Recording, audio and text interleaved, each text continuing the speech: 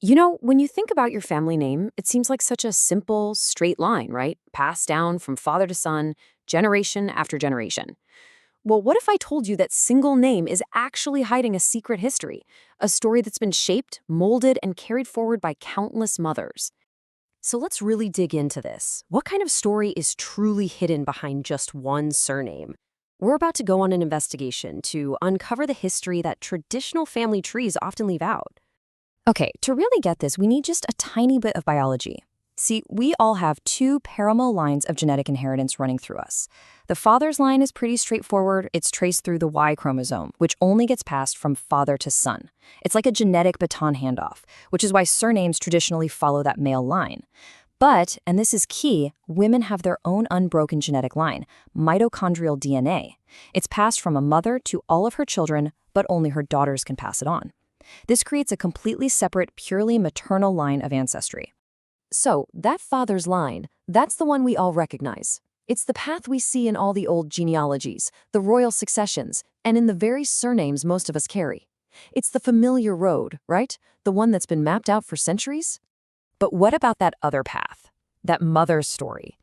It's like this invisible thread of mitochondrial DNA connecting a woman to her mother, and her mother's mother, and her mother's mother's mother all the way back. And this is where the story gets really fascinating and, frankly, a little tricky.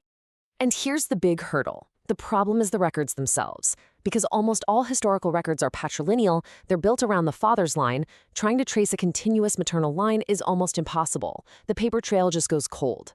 So, we've got to find another way to bring these incredible women back into the picture. Which brings us to our case file for today, the Wonju Byun clan from Korea. We're going to dive into their traditional patrilineal records, but with a twist. We're not just going to look at the men. We are going to focus on the women who married into the family generation after generation. Now, before we go any further, there's one key concept you need to know. Dongguan.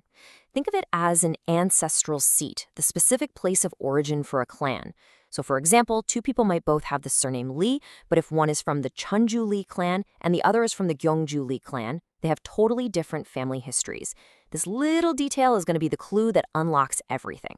All right, let's get to the evidence, because this is where we see it all come together. We're about to uncover this rich, beautiful tapestry of origins, all hidden inside the genealogy of just one paternal clan. And boom, take a look at this map. Each of these points is the Bangwan, the ancestral home of a woman who married a Byun man. Just look at the spread. They aren't from one little town. They come from all over the Korean peninsula, from Jeju Island way down in the south to regions up north. This map is our first huge hint that this is anything but a simple single story. And this right here is the data behind that map. It's incredible. Over 31 generations, you've got wives from at least 18 completely different clans. You've got the Jeonju Lee clan, that's the royal family of the Joseon dynasty. You've got the Jeju Ko clan from ancient island royalty. You even have the Deoksu Jong clan, which has historical roots with the Uyghur people from Central Asia. What an amazing mix. And this chart breaks it down even more. I mean, look at this. Out of the clans we can trace, a full 7 of them have lineages that go all the way back to the ancient Silla Kingdom. 2 came from families that originally migrated from mainland Asia, 2 more from other distinct regions like Jeju Island. It's literally a cross-section of Korean and even East Asian history, all feeding into a single family name. But, the records give us more than just names and places. They give us these fascinating human details. And here's a really surprising one. For the 9 couples where we have birth years for both, 6 of the wives were actually older than their husbands. It's a small fact, but it totally challenges our modern ideas and gives us a much more real, intimate look at their lives. And check this out. Here's another amazing detail from the records. On average, the wives lived a full decade longer than their husbands. 71 years compared to 61. These weren't just names in a book.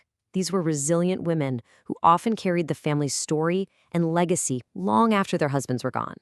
So what does this all mean when you put it all together? It means we're finally looking at the real family tree, a picture that is so much more complex and honestly so much more interesting than where we started.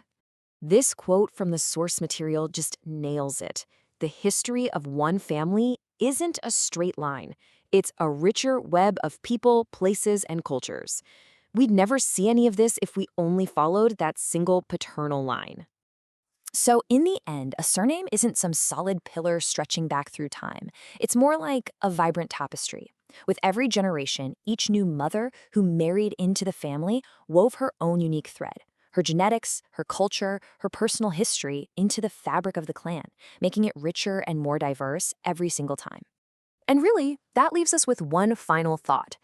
It's so easy to look at our own family name and just see that simple, straight story. But if we dig a little deeper, if we start asking about the mothers and the grandmothers and the completely different worlds they came from, what kind of amazing, hidden stories might be waiting in your own family tree?